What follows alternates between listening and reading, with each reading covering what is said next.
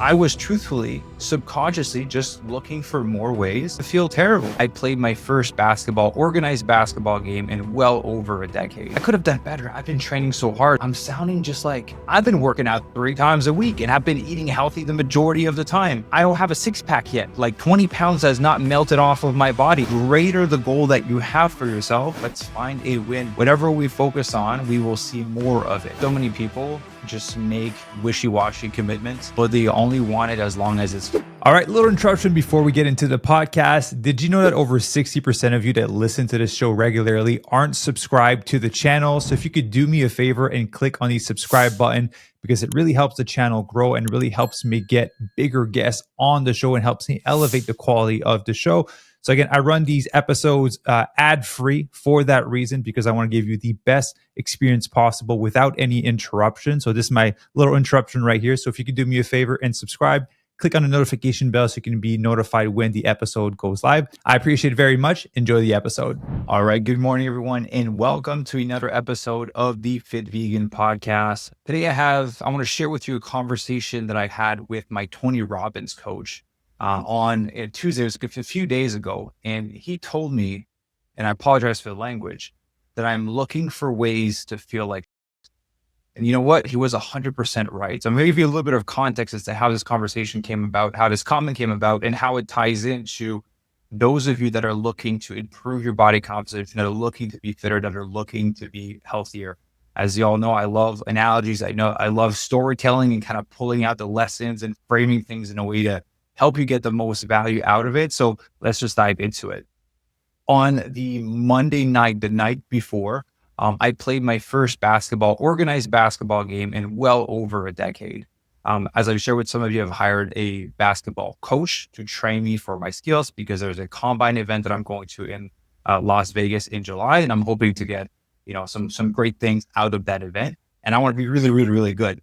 And so I got plugged into this men's league, and this was my first game. Again, first time with refs, first time with coach. It was interesting to step back into that world. The team that our team was playing was the number one in that league. It composed of people that played professionally overseas, Division I athletes. There was a few people that were in the G League, which is like the step right before the NBA. So needless to say that they were really good, very athletic, very fast, and a lot of stamina. And so, getting into that game, I was quite nervous because I was told that it was like a really high level team. And so I was like, I have to do my best. I have to, show to my coach that I've been putting into work and practicing the things that we've been putting into practice, the things that we have been practicing. And so, we played a whole game, and I'm now looking back, I'm proud of myself. I played about 2 quarters out of the 4. So about half the game, I scored a third of the point for my whole team, which I'm pretty happy about for my first time playing back into organized basketball. I ended up getting injured. If you're watching on YouTube, you'll be able to see it, but on audio you won't be able to see it. But like, my fingers are purple. I got 2 of my fingers that are purple. I jumped for a rebound, and on the way down, my fingers got stuck in the net, and it just scraped my whole fingers with my whole body weight, dragging them down. It kind of pulled them out. So thankfully, they're not broken or anything. They're just very swollen and purple. But when I came back that night, I was like reflecting on all the things that I could have done better, that I could have done differently at each situation, how I turned over the ball and all those things. And in that Tuesday morning, I woke up and I was feeling like crap. I was like, man, I could have done better. I've been training so hard. So I jump on my call with my coach, and we do a call every 2 weeks, right? It's kind of like a life coach. I've been working with him for over 4 years now when I joined Tony Robbins' world. And he was like, all right, what are the things that we want to work on today? Are you feeling stuck anywhere? I was like, well, I feel off, right? The words that I used to, I'm trying not to swear as much on the podcast, but I felt like, he's like, what happened? You're feeling on top of the world 2 weeks ago. Like, what changed? And then, so I go on about complaining about different things. Like, oh, my immigration process is taking longer. And, this is slow. This is not working. We have to shut this down. And then the game happened, and just all these things together. And then that's when he told me, he's like, man, it sounds like you're looking for reasons to feel like, because all the things you've just told me are all things that you were dealing with 2 weeks ago. And nothing has changed. The rest of your life is still great. And those are all minor things. It just sounds like this basketball game is the new thing. And it seems like your reality didn't match your expectation of how it should have happened. And I was like, absolutely. That's what the issue was. I thought that I would be a lot better than I was. And not only that, I've been exercising and training for basketball 20 hours per week the past 4 weeks. By the time this podcast comes out, it'll be several more weeks than that. But about 20 hours per week is what I'm training on strength training, plyometrics, cardiovascular exercise, dribbling, shooting, IQ training, and all those things. I just thought I would be better. And then he kind of chuckled a little bit and he said, so you thought that you would be elite after 4 weeks of training 20 hours per week and compete against people that do this professionally full time. And I just realized how silly it sounded that because I trained for 4 weeks for 20 hours a week, that I should have gotten this incredible result. And then as I was sharing with them and I didn't get it necessarily at first, I kept complaining. And I was like, oh man, I'm sounding just like some of our clients or people that struggle with their transformation and body recomposition. They come into the program for 2-3 weeks, or anyone that's not in our program that starts a transformation, like, I've been working out 3 times a week and I've been eating healthy the majority of the time. And I don't have a 6-pack yet. Like 20 pounds has not melted off of my body. I don't have the muscle that I want to have. And it's like, well, it's only been 4 weeks. You know what I mean? Like, it's not going to happen that quickly. And so it just made me realize that I was like, yeah, okay, I'm not being fair to myself. Like, again, 20 hours a week is a lot, but I'm training for performance and to be at an elite level. When you're training for body recomposition, you don't need to train that much. But then the realization was more like, we don't need more hours in a week. We need to do the work that needs to be done. So focus on the things that we can control. So in a scenario of body recomposition, it's your nutrition and your strength training and cardiovascular exercise and your steps, which again, doesn't require 20 hours per week. That's for certain, right? It requires maybe 3, 4, 5 hours per week if you kind of throw in the steps and everything. We don't need more hours per week. We need more weeks to go by. So the body has a chance to adapt and adjust and transform and build more muscle and lose more fat. Like, we can't speed up that process. Like, yes, you can do what's the majority of you guys have done in the past is like, hey, let's just eat like a bird and let's eat 300 calories per day and let's do 2 hours of cardio per day and you'll lose weight faster. Absolutely. It's going to be unsustainable. You're going to lose a ton of lean muscle mass. You're going to mess up your metabolism. You're not going to be in a good spot. So it's not going to be sustainable. So in order for it to be sustainable, for you to be able to be successful at it, for you to develop the skills that are necessary, for you to stand in the final position that you are after, whether it's basketball, whether it's looking to improve your body composition, you need time to elapse so that you can acquire these skills. Some of you guys don't have the skills of preparing healthy food. You don't have the skills of meal prepping. You don't have the skill of making the right decision when you go to the restaurant. You don't have the skill of making the right food choices when you have a stressful day at work. You don't have the skills of making good food choices when you're just stressed out of your mind. You don't have the skills to stick to your training nutrition when you're going on vacation, when there's emergencies in your life, right?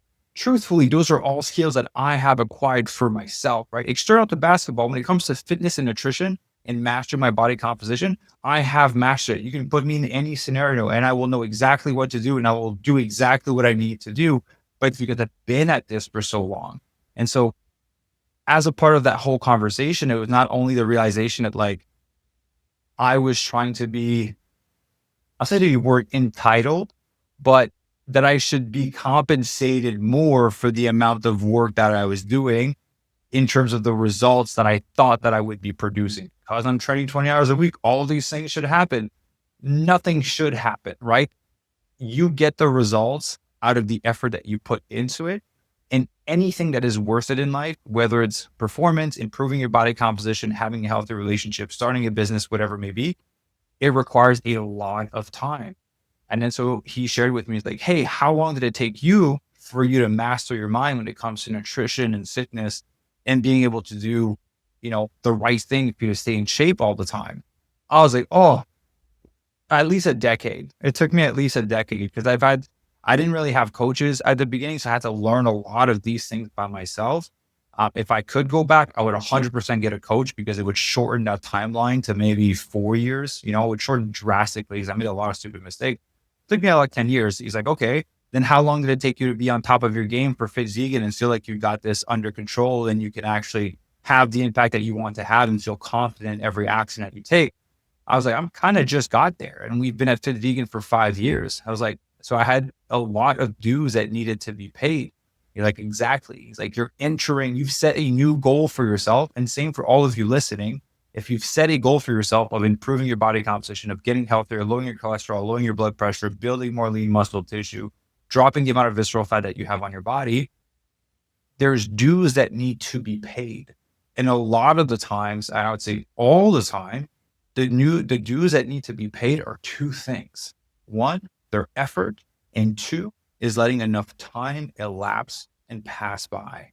Because the second component of letting time pass, time has to pass to give your body a chance to adjust. Time has to pass for you to be able to have enough repetition through the effort that you're going to be doing to master the new skills that are required for you to be able to be in the position that you want to, right? Like, again, it is a skill to stay on track with your nutrition. It is not a given. It's not because you've done it once that you're going to do it forever. It is a skill that you have to continuously focus and work on. I used to be a great shooter back when I was in high school and college, and then I didn't do anything for over a decade. And I had to relearn everything. It was not a given that I would be able to dribble the ball and be as athletic and shoot the way that I was over a decade ago. And the truth is that it's not, because my knees take a lot longer to warm up than when I was 18 years old, right? I'm going to be 32 now, but yes, the body needs more time to warm up is all I'm trying to say. But there are skills that need to be acquired, and you only do that through effort. So showing up consistently and giving it your best shot. And second, letting time pass by. That is a component that everyone hates because, again, I've just shown you that I'm just like you, right? I work hard for 4 weeks at 20 hours per week, and I expect to have elite level results. It's not going to happen. So the greater the goal that you have for yourself, the longer it's going to take, because it will require of you to sharpen your skills at a higher level for you to be able to have that goal. If you deem that goal to be worthy, then it is worth it to take on that journey. Because once you set a goal for yourself, guess what's going to happen? It's going to be challenging. There is going to be some pushback. There is going to be some pressure from your life. You're going to be tested as if you really want that thing. And a lot of times people say like, yeah, I want to lose 20 pounds, but they just say it because they feel like it's the norm to say it, because everyone else around them tells them that they should lose 20 pounds, or that they know that they should lose 20 pounds, but they don't want it bad enough that when times do get hard, they will show up for the workout. They will make the right choice for the nutrition. And so it requires a certain depth of commitment for you to be able to reach your goal.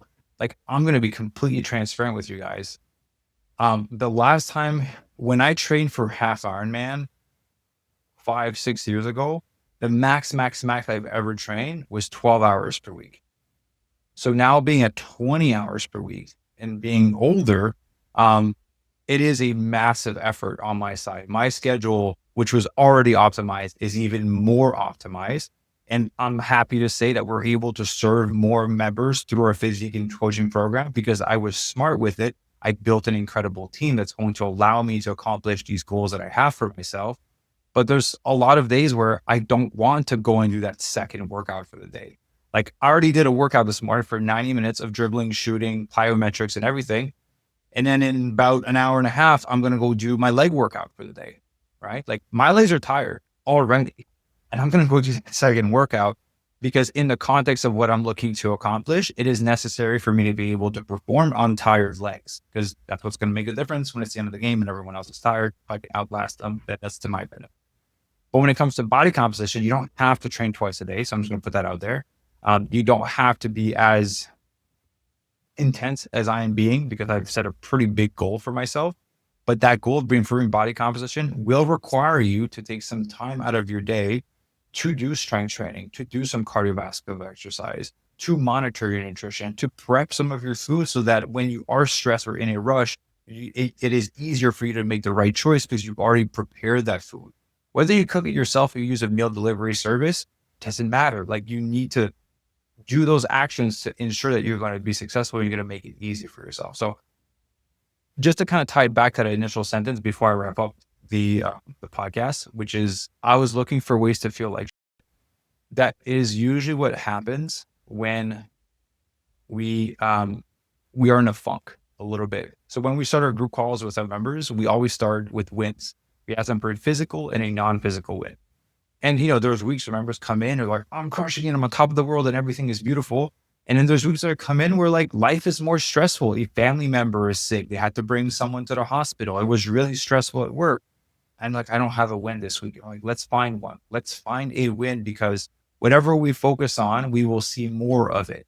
And in that moment, was on that call with my coach, I was truthfully, subconsciously just looking for more ways to feel terrible. I was just focusing on the dark things. But when he made me pull back, he's like, did you have a beautiful relationship with your wife? Are you healthy? You live in a beautiful place? Are you in the best position you've ever been in your entire life? All right. Are you fit? Is your body feeling good? I was like, absolutely. So he's like, nothing changed. All you did is you had a game that didn't match the reality didn't match expectation that you had for yourself. Like nothing else in your life that you said was great has changed.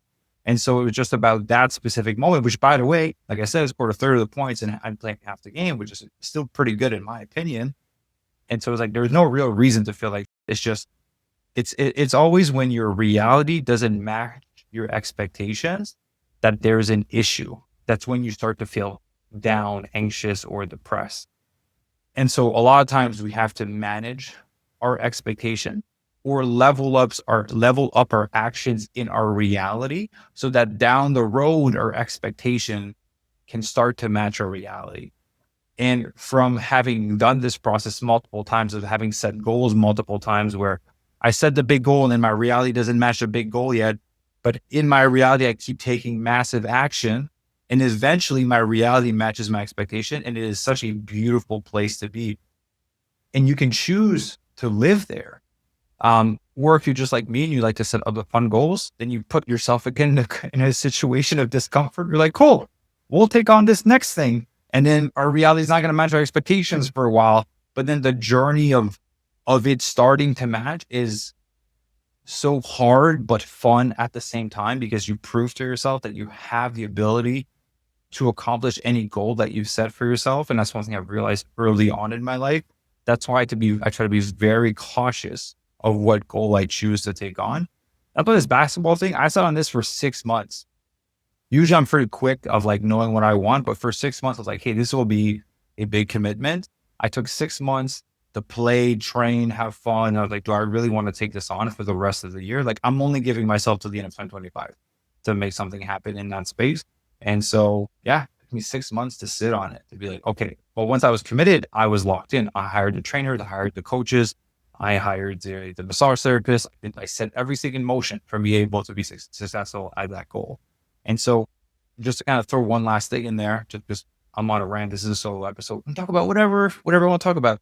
I think so many people just make wishy-washy commitments to themselves. They say they want something, but they only want it as long as it's convenient. And so what I'd like to say to those people is just don't take it on at first. Like sit back, because you're just going to lose your money and you're going to lose your time. So just sit back with yourself. And I had a client do this and she told me it took her 2 hours for her to recommit to herself because she was feeling stuck for a little bit because it wasn't convenient, right? With her lifestyle and work and travel, her training, nutrition. And she went back and reflected on it. She's like, okay, why am I doing this? Why is this important to me? Again, I don't know all the answers to those questions. That was her own journey to be on.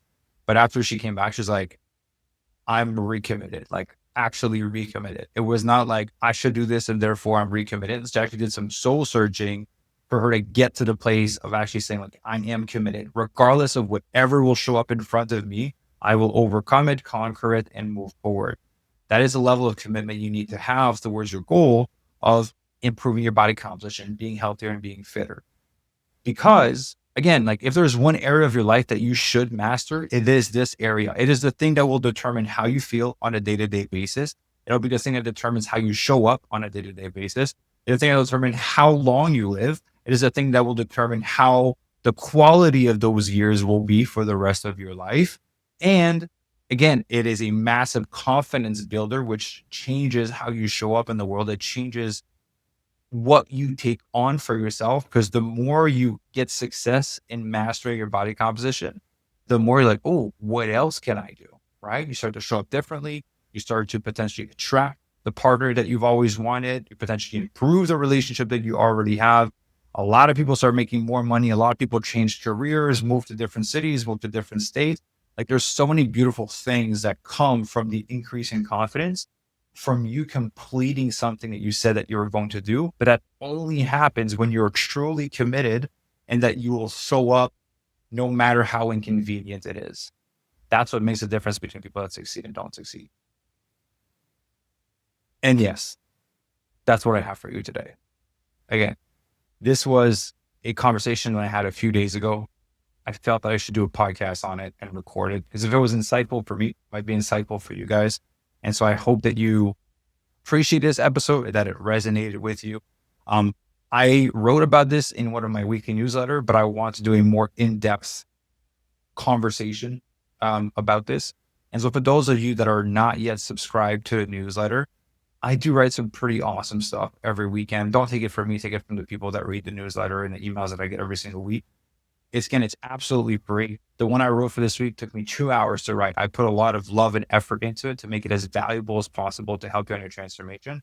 Again, recipes, workout, all that fun stuff. Like I share all those things with you guys, but at the end of the day, I know that none of it matters because if I can't get you in the right mindset and the right framing, you're not going to follow through on the workout and meal plan. That's why I like to talk about the psychology and the mindset behind change and behind human behavior. That's what actually makes a difference, right? You notice we talk a lot about that on our podcast. And so I invite you to join the newsletter. Again, I only send emails once a week, sometimes twice a week, depending if you have some coaching coming up, like a 50-get masterclass, or we have a special guest coming as a speaker for a member or something like that. But usually it's just one per week. And yeah, obviously, if you're not subscribed on YouTube, be sure to subscribe so you get notified when we do post new videos. We are working on stepping the podcast to twice per week. And then the second episode to be led by one of our Fit Vegan coaches. So we have 4, so 1 coach per week. So it's going to allow us to have 2 podcasts per week. And I think you guys will greatly benefit because these guys are the magic behind the transformations at Fit Vegan. I only have 3 clients at this point. This is my last year of coaching because the podcast, YouTube, speaking engagements, writing the book does require more of my time. And it's starting to be pretty scarce and pretty limited at this point on what I can focus on. That's why I built an incredible team of some of the best coaches that I know that have produced hundreds of thousands of incredible transformations for our members. So again, sign up for the newsletter. If you're interested in working with us, again, shameless plug, there's a link down below where you can book your free body recomposition consultation call. Love to have a conversation with you and see how we can serve you. Again, there's no obligation on the call. And as a thank you for your time, at the end of it, if it's not a good fit, we'll give you a free meal plan to help you kickstart your transformation, right? Like we are here to serve. And I hope that you guys can understand that through the podcast. And so I appreciate you guys. Hope you enjoyed the episode and I will see you on the next one. Ciao.